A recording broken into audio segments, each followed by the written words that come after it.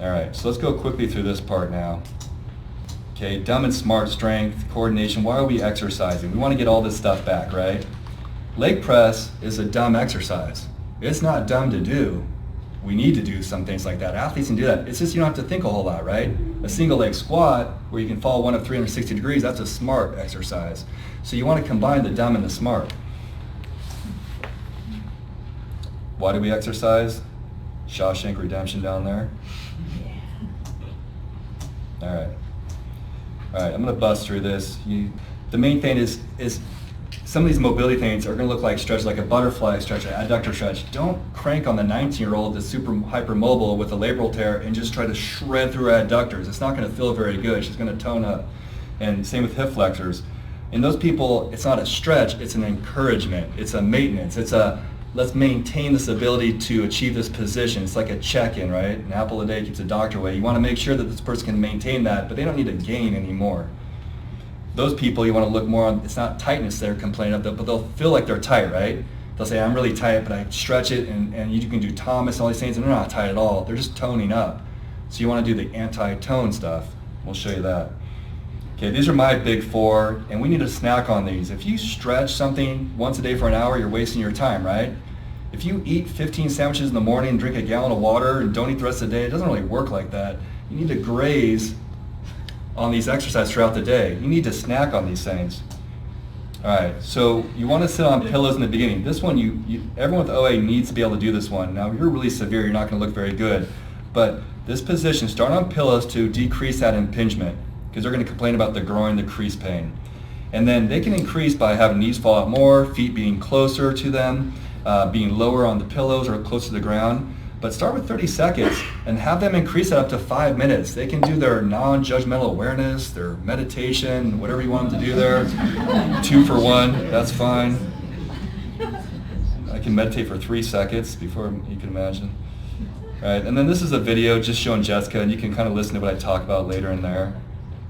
Okay, to improve hip extension, to follow it up, that deep sea fishing, right? We want to make sure that after we mobilize them in the clinic, after they're mobilizing themselves at home, we want to take up the slack. All of a sudden they'll say, well, my other side feels like that stretch somewhere in the front. This side feels like that stretch plus something else. And that's their joint cap, so that's their irritation. And all of a sudden, over the month, they're like, hey, I feel more of a normal stretch. And have them do both sides, they have a real good comparison.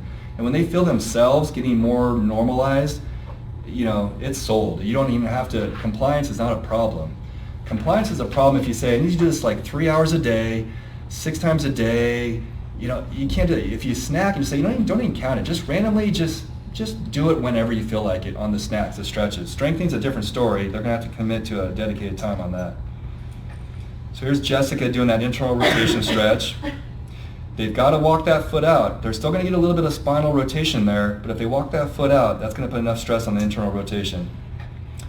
And they can't tie their shoes. They can't put on their socks. They can't bring that knee up. So you start by just snacking on using a strap and just coming up their shin, right? Coming up there and just go up to that pain, hold it 1 to 3 out of 10 pain, hold it for a little while, 10 to 30 seconds, go back down.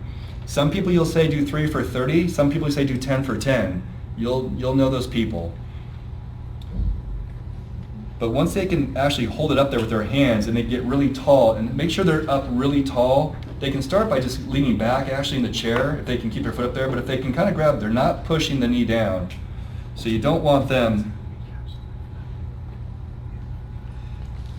her pushing her knee down. Like a lot of people will do that. You want to get that tall and lift your chest up and have them lean forward and almost like putting more pressure on her right ischial tuberosity, and she'll find that stretch. But that's your litmus test. I don't feel the stretch in my butt like the other side. I feel the crease pain. Great. Don't be afraid of that pain. You're not damaging yourself. Go after it, just respectfully. And then all of a sudden, that's when you get that email, I feel that stretch, I feel that stretch. Those are my big 4. Do the traditional things, of course, too, if you want to, but people only have so much time. A single mom with 3 kids, so you've got to, when you look at the overall thing, my people will do stretching daily. They might miss a time here, but they're going to stretch and snack daily. They're going to do these soft tissue release things as they want to daily, every other day. The strengthening, they're going to go every other day. And they might do something every day, but they're not going to do that every single day. They don't have time for all that. They will fail.